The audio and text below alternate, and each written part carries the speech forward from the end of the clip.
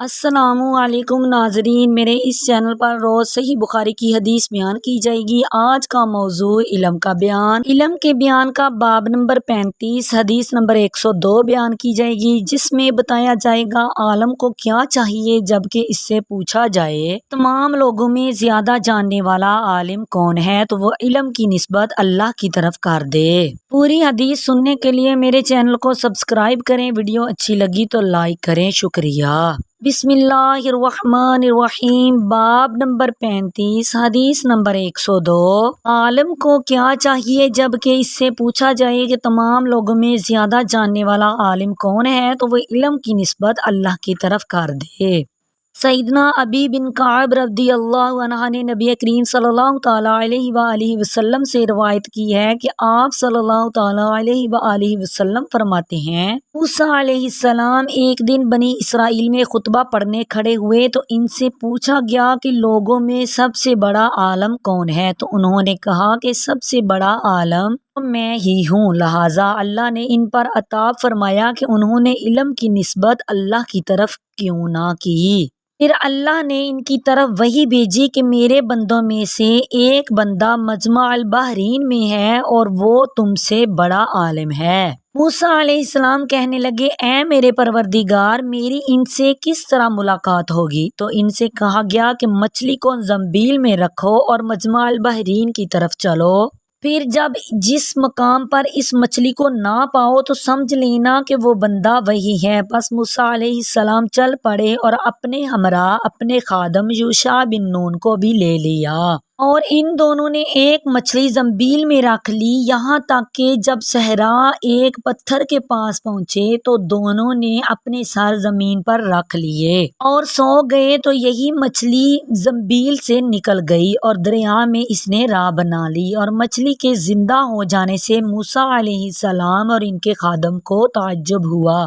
پھر وہ دونوں باقی رات اور ایک دن رات چلتے رہے۔ جب صبح ہوئی تو موسیٰ علیہ السلام نے اپنے خادم سے کہا کہ ہمارا ناشتہ لاؤ، یعنی مچھلی والا کھانا۔ بے شک ہم نے اپنے اس سفر سے تکلیف اٹھائی، اور موسیٰ علیہ السلام جب تک کہ اس جگہ سے آگے نہیں نکل گئے جس کا انہیں حکم دیا گیا تھا، اس وقت تک انہوں نے کچھ تکلیف محسوس نہیں کی۔ اب جو ان کے خادم نے دیکھا تو مچھلی غائب تھی۔ تب انہوں نے کہا کہ کیا آپ نے دیکھا کہ آپ کو یاد پڑتا ہے کہ جب ہم پتھر کے پاس ٹھہرے تھے تو میں مچھلی کا بتانا بالکل ہی بھول گیا۔ موسیٰ علیہ السلام نے کہا، یہی وہ مقام ہے جس کو ہم تلاش کر رہے تھے۔ پھر وہ دونوں کھوج لگاتے ہوئے اپنے قدموں کے نشانات پر واپس لوٹ گئے۔ بس جب اس پتھر تک پہنچے تو کیا دیکھتے ہیں کہ ایک آدمی کپڑا اوڑھے ہوئے، یا یہ کہا کہ اس نے کپڑا لپیٹ رکھا تھا، بیٹھا ہوا ہے۔ چنانچہ موسیٰ علیہ السلام نے انہیں سلام کیا تو خضر علیہ السلام نے کہا کہ تیرے ملک میں سلام کہاں سے آیا؟ تو انہوں نے کہا کہ میں یہاں کا رہنے والا نہیں ہوں، میں موسیٰ علیہ السلام ہوں۔ خضر علیہ السلام نے کہا، بنی اسرائیل کے موسیٰ علیہ السلام؟ انہوں نے کہا، ہاں۔ موسیٰ علیہ السلام نے کہا، کیا میں اس امید پر تمہاری پیروی کر سکتا ہوں کہ جو کچھ ہدایت تمہیں سکھائی گئی ہے مجھے بھی سکھا دو؟ انہوں نے کہا کہ تم میرے ساتھ رہ کر میری باتوں پر ہرگز صبر نہ کر سکو گے۔ اے موسیٰ، بے شک میں اللہ کے علم میں سے ایک ایسے علم پر مطلع ہوں جسے خاص کر اس نے مجھے عطا کیا ہے، تم اسے نہیں جانتے۔ تم ایسے علم پر مطلع ہو جو اللہ نے تمہیں تعلیم کیا ہے کہ میں اسے نہیں جانتا۔ موسیٰ علیہ السلام نے کہا، انشاءاللہ تم مجھے صبر کرنے والا پاؤ گے اور میں کسی بات میں تمہاری نافرمانی نہ کروں گا۔ چنانچہ خضر علیہ السلام راضی ہو گئے۔ پھر وہ دونوں دریا کے کنارے چلے اور ان کے پاس کوئی کشتی نہ تھی۔ اتنے میں ایک کشتی ان کے پاس سے ہو کر گزری۔ کشتی والوں نے انہوں نے کہا کہ ہمیں بٹھا لو۔ خضر علیہ السلام پہچان لیے گئے اور کشتی والوں نے انہیں بے کرایہ بٹھا لیا۔ پھر اسی اثنا میں ایک چڑیا آئی اور کشتی کے کنارے پر بیٹھ گئی، اور اس نے ایک چونچ یا دو چونچیں دریا میں ماری۔ خضر علیہ السلام بولے کہ اے موسیٰ علیہ السلام، میرے اور تمہارے علم نے اس اللہ کے علم سے صرف اس چڑیا کی چونچ کی بقدر کم کیا ہے۔ پھر خضر علیہ السلام نے کشتی کے تختوں میں سے ایک تختہ کی طرف قصد کیا اور اسے اکھیر ڈالا۔ موسیٰ علیہ السلام کہنے لگے کہ ان لوگوں نے ہم کو بغیر کرایہ لیے ہوئے بٹھا لیا اور آپ نے ان کی کشتی کی طرف قصد کیا اور اسے توڑ دیا تاکہ اس پر سوار لوگ غرق ہو جائیں۔ خضر علیہ السلام نے کہا کیا میں نے تم سے نہ کہا تھا کہ تم میرے ہمراہ رہ کر میری باتوں پر صبر نہ کر سکو گے؟ موسیٰ علیہ السلام نے کہا میں بھول گیا تھا، اسی لیے میرا مواخذہ نہ کیجیے اور میرے معاملے میں مجھ پر تنگی نہ کیجیے۔